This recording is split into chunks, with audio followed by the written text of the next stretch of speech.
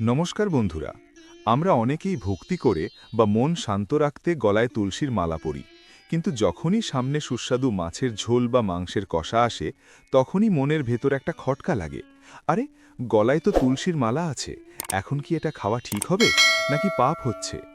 এই প্রশ্নটা আপনাদের অনেকের মনেই আছে। আজকের ভিডিওতে আমরা শাস্ত্র এবং যুক্তি দুই দিক থেকেই এই বিষয়টি পরিষ্কার করব।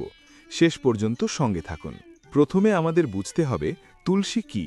সনাতন ধর্মে তুলসীকে বলা হয় বিষ্ণুপ্রিয়া। এটি কেবল একটি গাছ নয়, এটি শুদ্ধতা ও সাত্ত্বিকতার প্রতীক। শাস্ত্রমতে তুলসীর মালা পরা মানে আপনি নিজেকে এক প্রকার উৎসর্গ করছেন শুদ্ধ আধ্যাত্মিক পথে। তুলসী আপনার শরীরের ইতিবাচক শক্তি ধরে রাখতে সাহায্য করে। শাস্ত্রে বা বৈষ্ণব মতে বলা হয় তুলসীর মালা ধারণ করলে তাকে কিছু নিয়ম মেনে চলতে হয়। তার মধ্যে অন্যতম হল সাত্ত্বিক আহার। মাছ, মাংস বা ডিমকে তামসিক আহার বলা হয়। শাস্ত্রমতে যারা কণ্ঠী বা তুলসীর মালা ধারণ করেন তাদের আমিষ ও নেশাজাতীয় দ্রব্য ত্যাগ করা উচিত, কারণ এটি মালার পবিত্রতা এবং আপনার সংকল্পের সাথে সাংঘর্ষিক। এখন আসি পাপ শব্দটায়। দেখুন, পাপ মানে কোনো পুলিশ কেস নয়, বরং এটি আপনার আধ্যাত্মিক চেতনার অবনমন। আপনি যদি মালাটিকে শুধু গয়না হিসেবে পরেন তবে আলাদা কথা, কিন্তু আপনি যদি একে ভক্তির প্রতীক হিসেবে পরেন তবে তার সম্মান রাখা আপনার দায়িত্ব।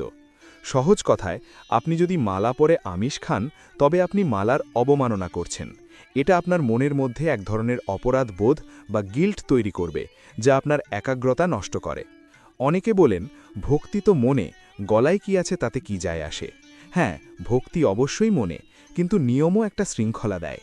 আপনি যদি আমিষ ছাড়তে না পারেন তবে মালাটি গলায় না পরে আপনার ঠাকুর ঘরে বা কোনো পবিত্র স্থানে রাখতে পারেন, অথবা মনে ভক্তি রেখে নাম জপ করতে পারেন। জোর করে কোনো নিয়ম চাপিয়ে দেওয়ার চেয়ে নিয়মটি ভালোবেসে পালন করা বেশি জরুরি। সার কথা হলো, তুলসীর মালা পরলে চেষ্টা করুন নিরামিষ আহার করতে।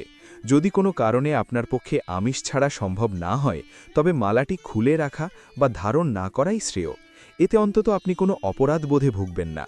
মনে রাখবেন, ধর্ম বা ভক্তি হওয়া উচিত আনন্দের, ভয়ের বা সংকোচের নয়।